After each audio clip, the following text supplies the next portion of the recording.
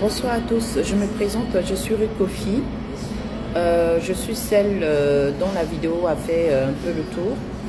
Je suis celle qui a perdu son bébé dans le couloir de l'hôpital par faute de chambre disponible. Alors, ceci, c'est pour juste éclairer un peu la lanterne par rapport à la situation que j'ai traversée. Alors, tout commence tout commence déjà le mois de février où j'ai une douleur, je me plains, je vais à l'hôpital. Et là-bas, on me prend en charge, on me fait des prises de sang. Donc, ça remonte au 20 février, on me fait des prises de sang. Et les prises de sang, effectivement, déterminent que je suis bel et bien enceinte. Mais on ne me donne pas le mois. On me dit, bon, il faut que je puisse aller dans un autre endroit pour pouvoir faire l'échographie, afin de déterminer le mois. Là, je fais l'échographie. L'échographie, la gynécologue qui me fait l'échographie me dit que si c'est à moins de 20 semaines, elle ne pourra vraiment pas me donner un résultat concret. Parce que ici, c'est des femmes enceintes de plus de 20 semaines qui peuvent être auscultées ici. Donc moi, je dis d'accord, il n'y a pas de problème. Donc je me prête à son échographie. Donc elle fait l'échographie. Moi, mon époux était là. Donc on vérifie effectivement qu'il y a bien une grossesse qui est là. Et on lui demande est-ce que tout va bien. Bon, elle dit que voilà, son appareil vraiment ne peut pas vraiment me donner un verdict final. Mais n'empêche qu'il faudrait que je puisse attendre dans un autre lieu pour pouvoir me faire une autre échographie parce que j'ai moins de 20 semaines. Donc elle me dit pas qu'il y a un problème ou quoi que ce soit. Donc moi, clairement, j'attends. Dans mon attente, ça dure plusieurs heures et j'ai attendu plus de 4 heures de temps. J'avais vraiment pas de personne, pas de prise en charge. Donc, comme je suis venue avec une douleur et la douleur, elle allait un peu mieux, elle avait l'air même de disparaître. Donc, j'ai décidé de rentrer chez moi parce que j'avais vraiment, j'avais des choses à faire. J'avais aussi pas pris mon dîner. Donc, je me dis, bon, ok, je pense que c'était vraiment une douleur passagère. Donc, je vais rentrer.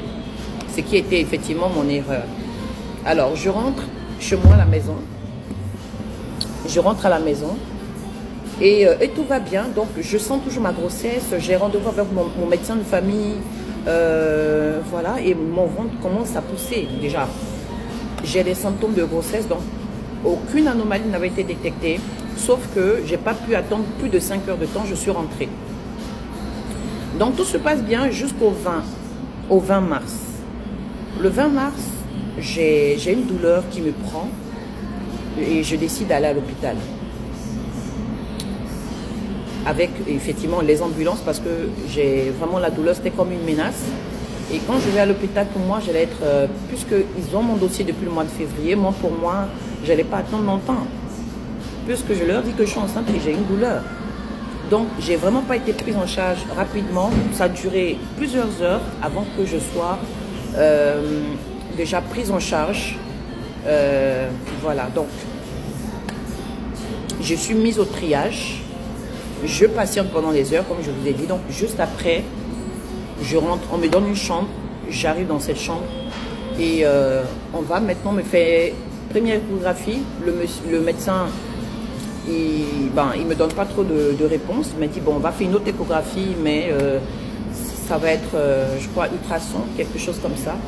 Je vais faire maintenant l'ultrason et là, la dame qui m'accueille, le corps médical qui m'accueille me dit que non, c'est pas à elle de donner un résultat quelconque, elle n'a rien à me dire, c'est avec le médecin qu'il faut voir. Donc, moi, mon instinct de mère me parle. Mon instinct de mère me dit que, écoute, ça va pas là. Il n'y a pas une bonne nouvelle.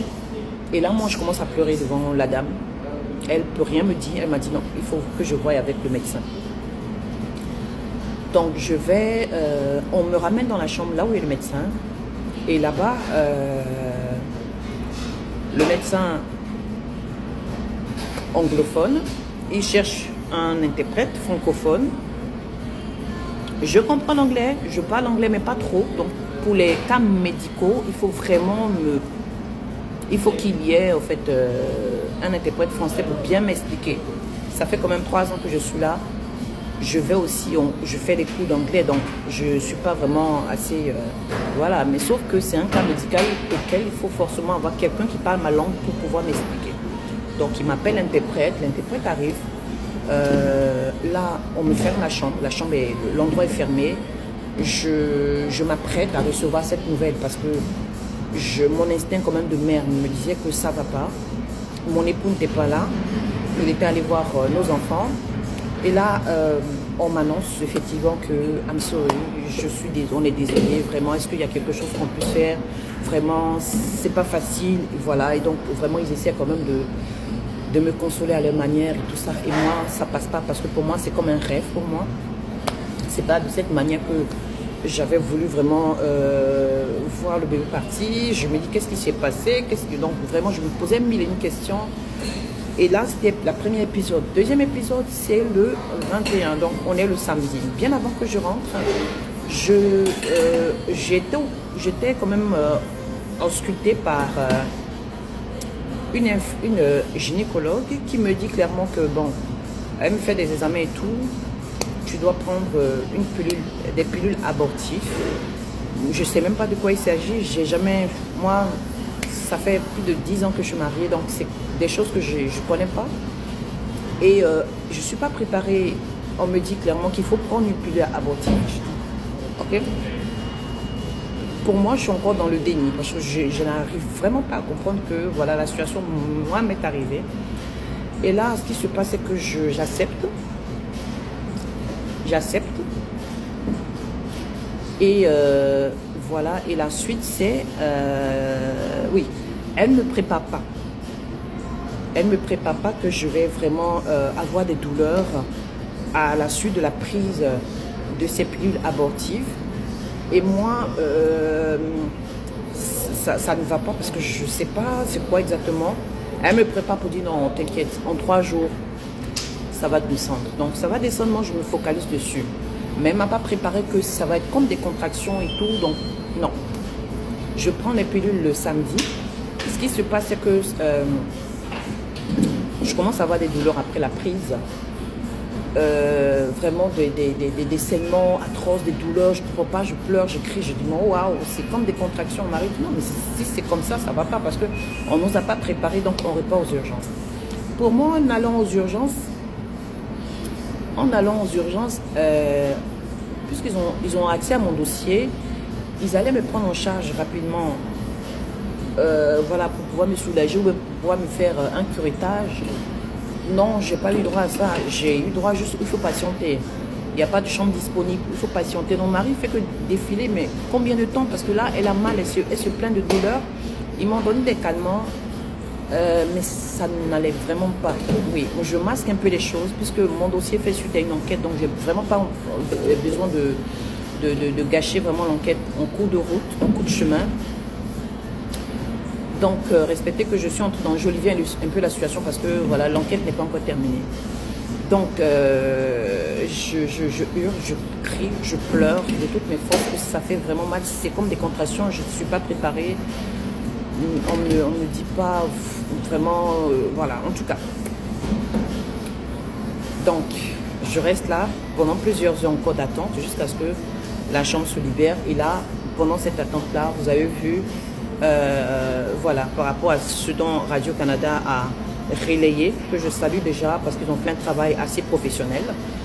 Là, vous avez, voilà, par respect pour mon corps, je ne veux vraiment pas évoquer cette partie-là parce que pour moi, c'était vraiment douloureux.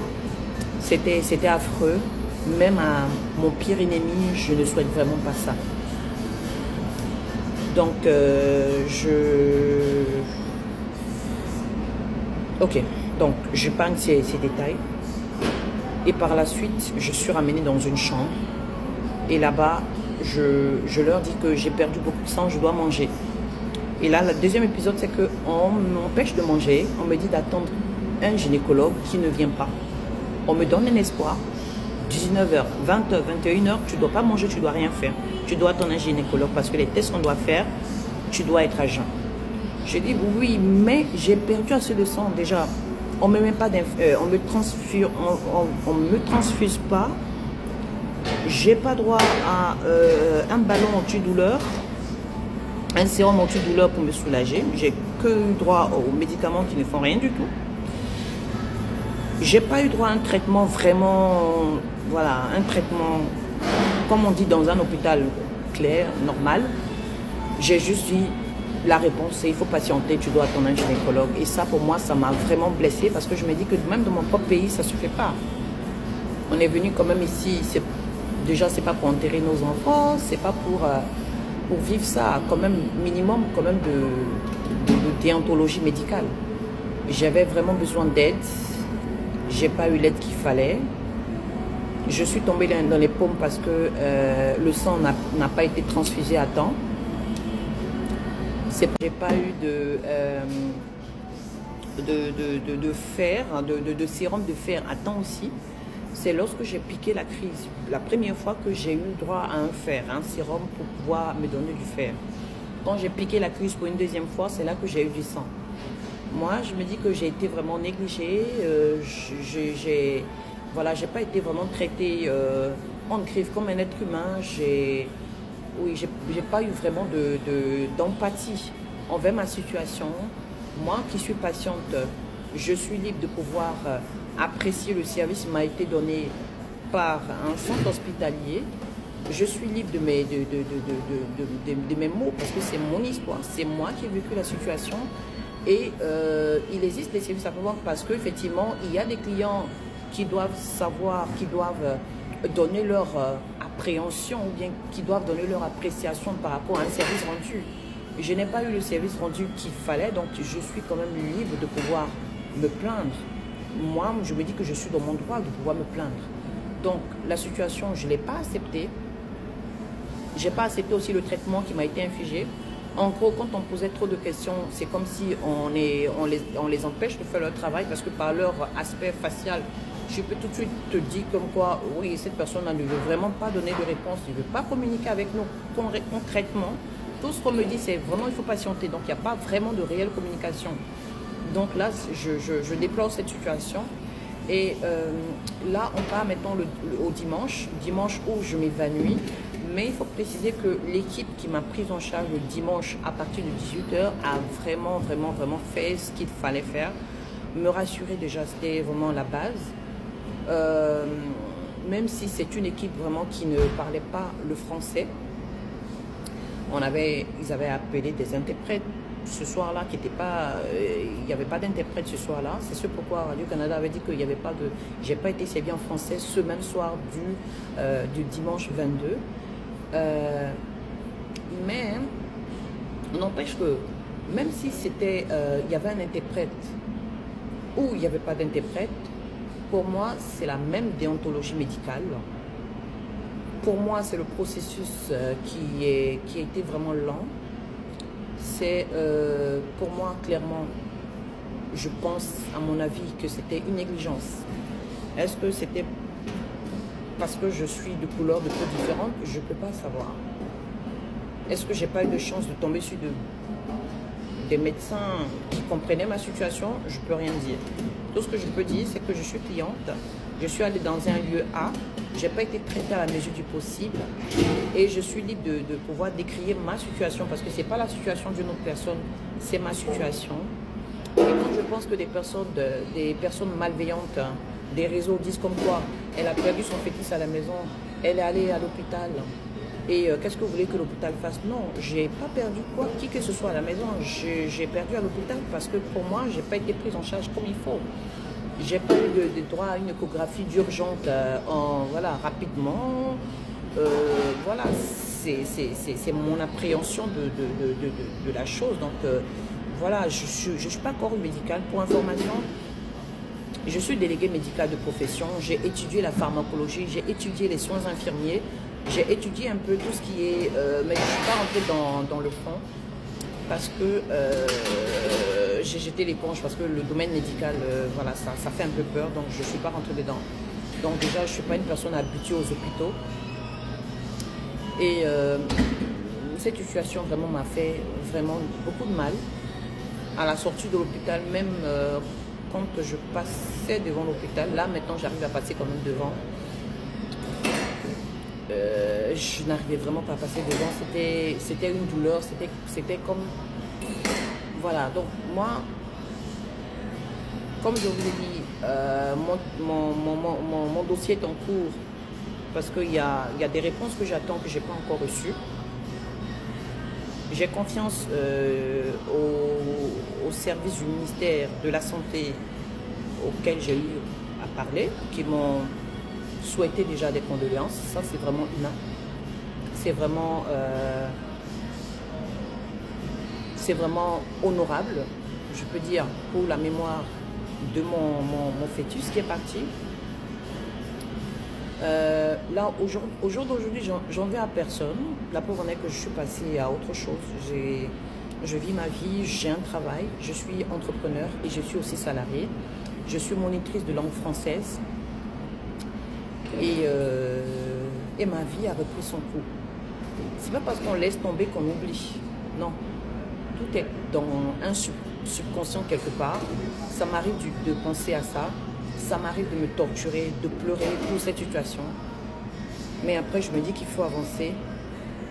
Et on n'a qu'une seule vie. Il faut en profiter de chaque instant de sa vie. Et moi, j'aimerais tout simplement donner juste un conseil aux personnes qui ont traversé, parce que j'ai eu beaucoup de témoignages, des personnes de plusieurs villes du Canada qui ont traversé ces difficultés. J'aimerais vous dire, il faut beaucoup s'armer de courage, surtout s'entourer de belles personnes, des personnes qui vont te soutenir, qui ne vont pas t'abandonner, des personnes qui vont se dire, écoute, on est là. Et ça, c'est ça qui m'a vraiment donné la force, le courage. Ma famille me dit qu'on est là. Mes proches autour me disent qu'on ne te laisse pas, on est là, on t'aime. Mes collègues du travail me font des câlins, me disent on ne te laisse pas, on t'aime bien parce que ce que tu as traversé, tu es assez forte. Tu es notre héros. Quand tu entends ces belles paroles, tu ne peux pas te coucher longtemps à terre. Tu ne peux que redresser la tête et avancer de l'avant. Tu ne peux que te dire que au moins mon histoire, elle a été écoutée, elle a été transmise comme je le voulais. Je remercie les médias quand même d'avoir pris le soin de pouvoir m'écouter. C'était vraiment important pour moi. Et pour les commentaires qui ne sont pas appropriés, moi je ne lis pas, donc ça ne me touche vraiment pas. Je n'ai pas vraiment envie de me bousiller mon esprit pour des commentaires déplacés sur Internet. Peut-être que c'est des robots qui sont derrière, j'en sais rien. Mais tout ce que j'aimerais, c'est que je donne des conseils aujourd'hui pour dire qu'il faut avancer malgré les situations. Et ça, c'est une preuve de résilience. Merci.